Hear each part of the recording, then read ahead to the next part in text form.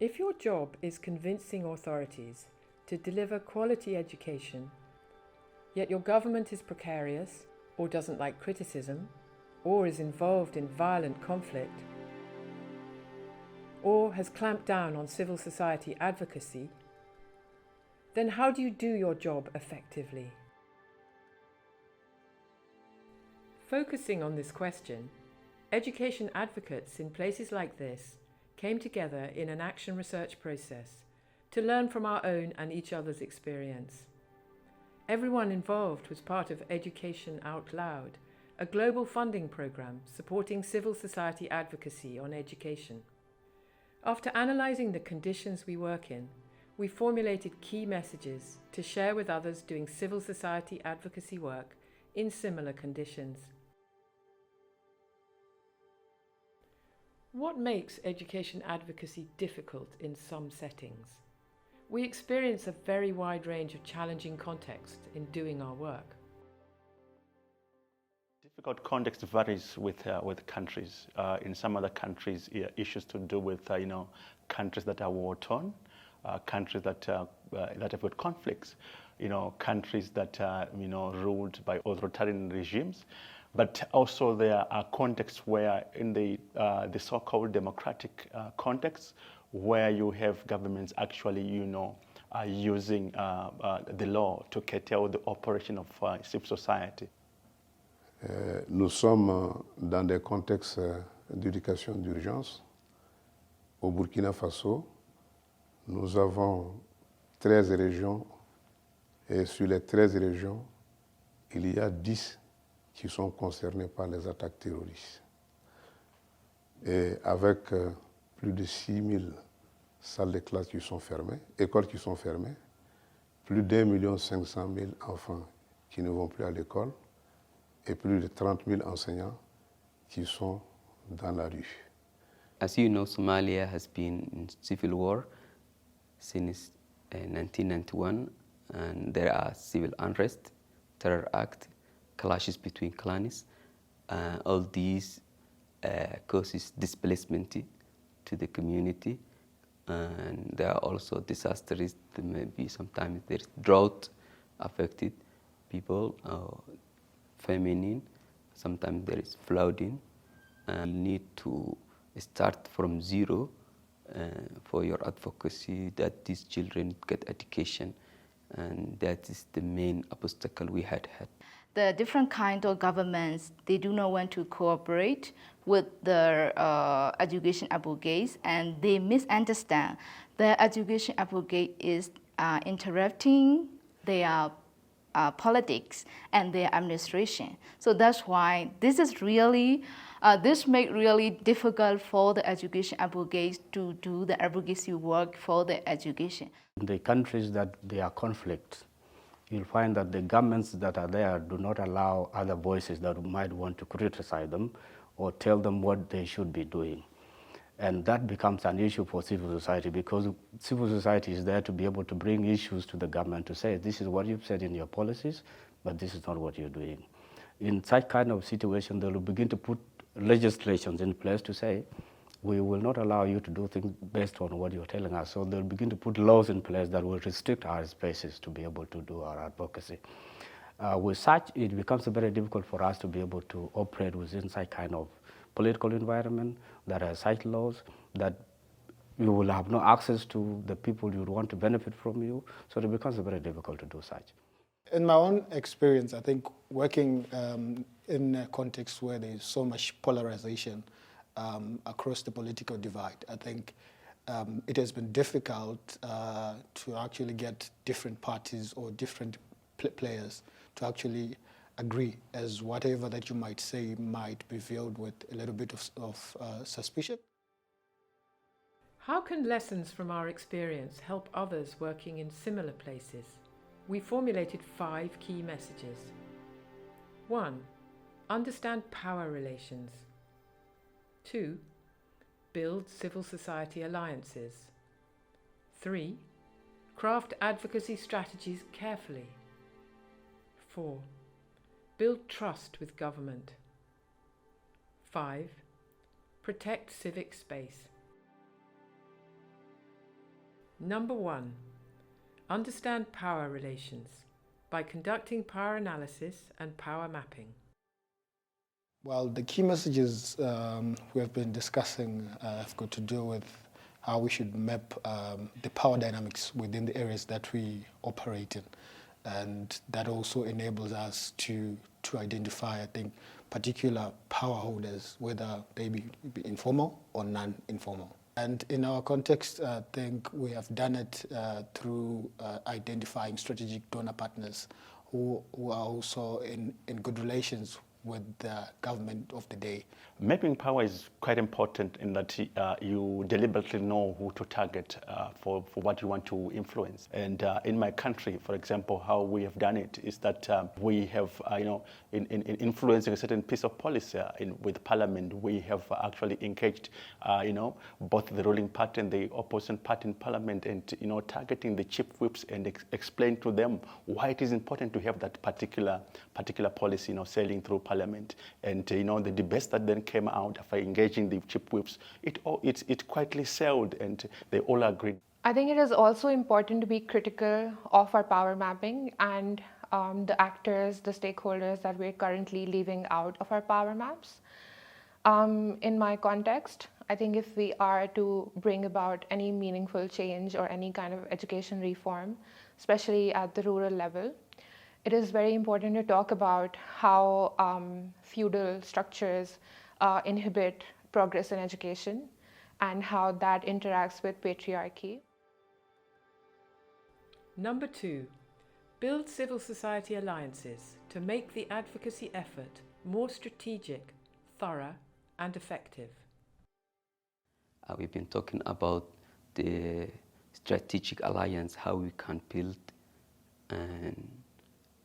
relationship with the government and relationship with the civil society actors, local education groups, and the way we can influence education policy planning and education policy change and implementation.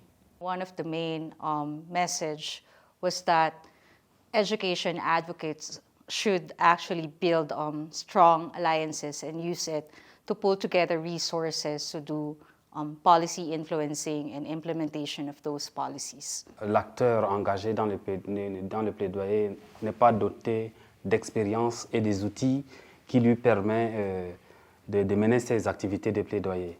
Mais aussi, il faut avoir des stratégies et savoir qui sont les partenaires avec qui vous allez pour mener votre activité de plaidoyer. Il faut également se dire que la personne envers qui vous partez, est-ce que vous pourrez arriver à le convaincre? Et sinon, quelles sont les stratégies que vous allez développer pour arriver à l'amener à se ranger dans votre position? Mais également, dans une autre manière, est-ce que vous allez également développer des approches pour avoir des alliés qui soit sont de votre organisation, qui peuvent être des médias, qui peuvent être des personnes ressources, qui peuvent être des personnalités politiques ou des partenaires techniques et financiers, qui peuvent également vous appuyer dans votre processus de plaidoyer pour une thématique ou bien un problème bien précis. Bills landed into law because of the movement and organization of these strong alliances. In the Philippines, for example, we have a loose coalition of child's right advocates working together for a passage of learners with disability law. And so, working with that kind of alliance, we are ensured that this coalition would have a steady number of legislators who would co-sponsor or co-author the bill for the learners with disability. Some other members of this alliance are from international CSOs and international NGOs who have more money, who can fund focus group discussions, research, gathering evidences to provide for the basis of the policies. For us, for example, we also have resources and expertise in doing position statements and press media releases. Some other organizations also help in hyping the call for learners with disabilities in education. So they use their social media campaigns and platforms to support the policy influencing. So technically it worked in the Philippines, so it could work in some other areas. Number 3, craft advocacy strategies carefully, involving a range of methods and actors, adapting and learning as you go. So it is really important to look at the context that is very much changing consistently in the fragile and conflict-affected context, and to take the opportunities like that arise and that may last very momentarily. All those strategies may not produce the favorable result that we are looking for. And sometimes it might be important to choose one strategy after the other, and at the end, when we achieve the outcome of our advocacy initiatives, it may look like the strategy that we applied at the end is producing the result. But in fact, it might be the incremental outcome of a number of strategies that we have applied. So in this context, it is very important to be persistent and to have some patience and to try to continue exploring different strategies and continue applying them.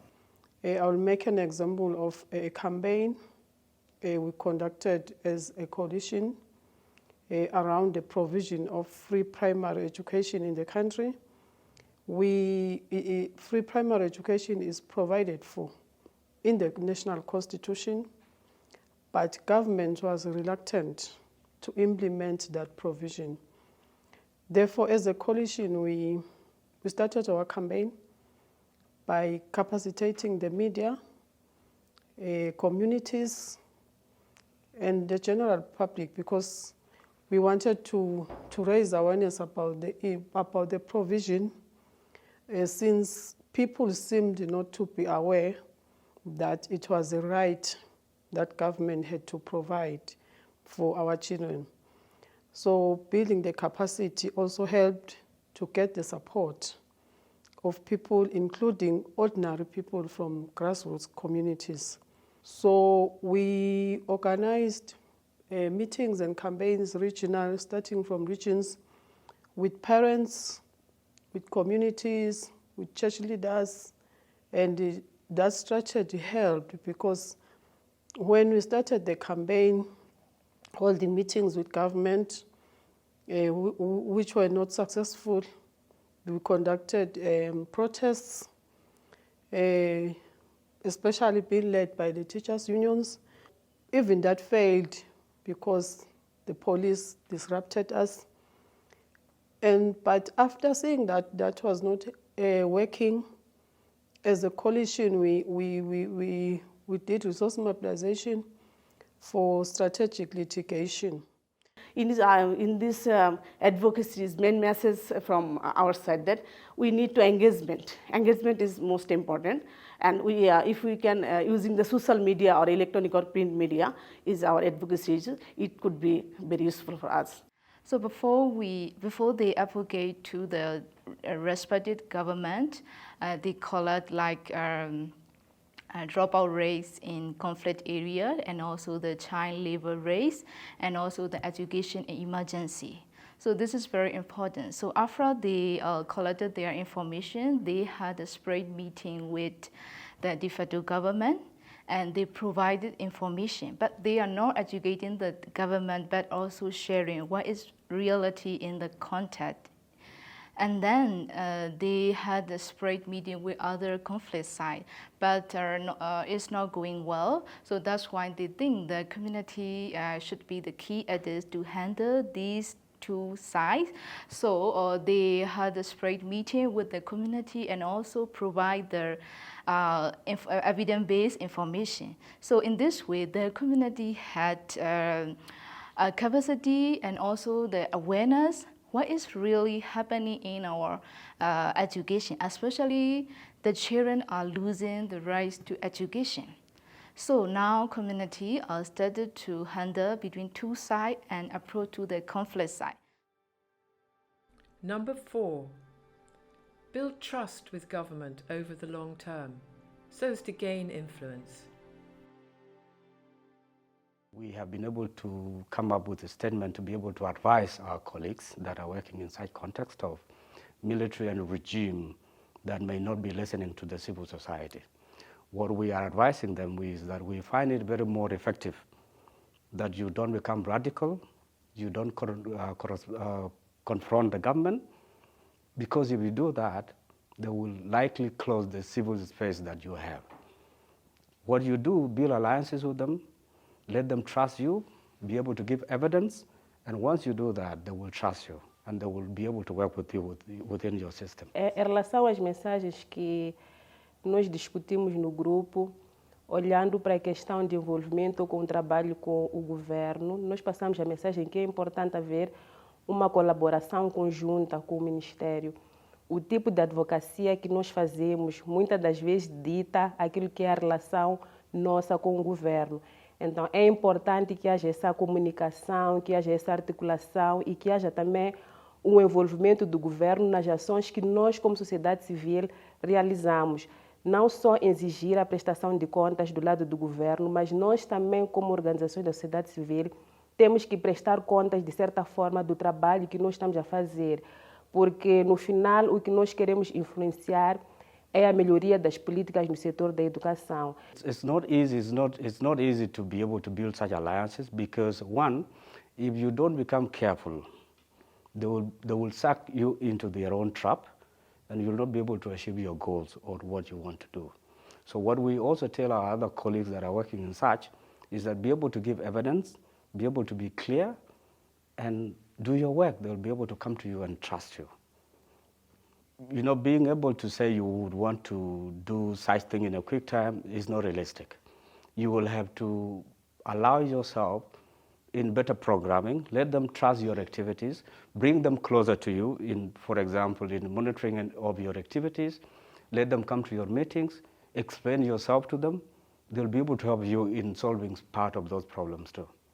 E existe diálogo a nível mais político, que é um número limitado de organizações da sociedade civil, que muitas das vezes é o secretariado e o conselho de direção que participam, que também é uma grande oportunidade para nós discutirmos aquilo que é a agenda de educação. E uma particularidade é que nesses grupos que existem ao nível do Ministério estão também os parceiros.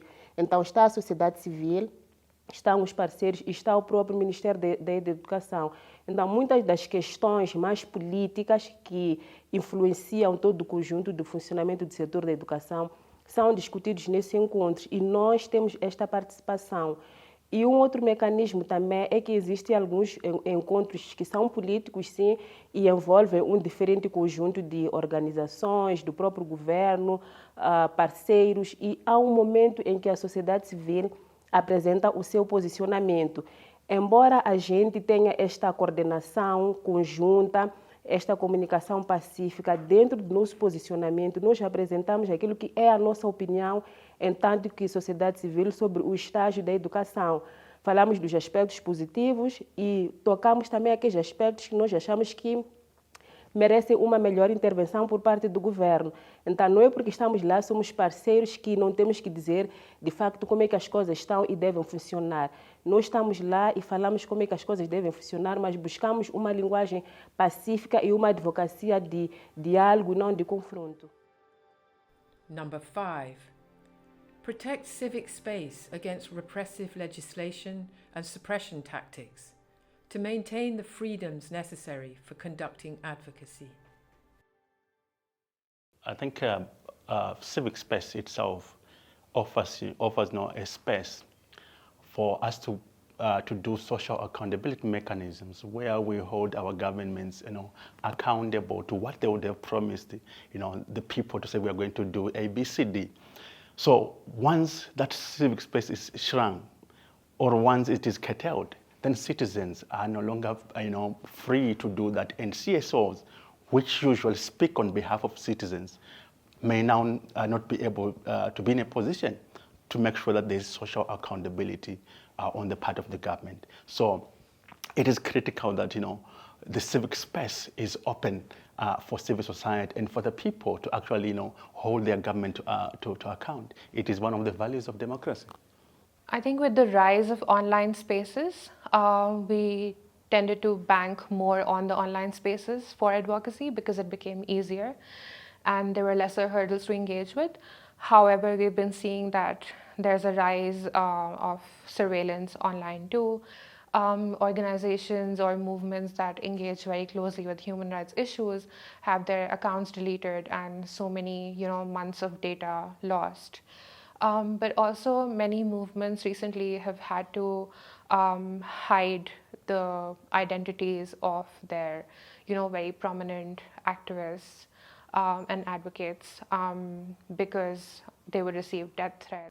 In Zimbabwe, there was a process of introducing the private voluntary organization bill, according to my view, which was going to actually, curtail the civic space because, it was actually asking civil society to actually sort of report to the government and also, ban certain activities by civil society, and that would have curtailed the civic space. But rather than condemning the government, we sat down as heads of coalitions and analyzed the bill and actually sought audience with the government. We were given audience with the president, and we presented our case, and the president then, assigned the Attorney General's office to look into the issue that we were raising and revise the bill. And it is our hope that the bill will be revised. And what do we do to keep ourselves and our organizations safe? Self-censorship. Keep careful company. Use online, offline strategical. Withdraw or desist when unsafe. Proactive maximum transparency. Ajustez votre ton de manière appropriée. Communiquer en ayant des positions neutres. Engage powerful allies.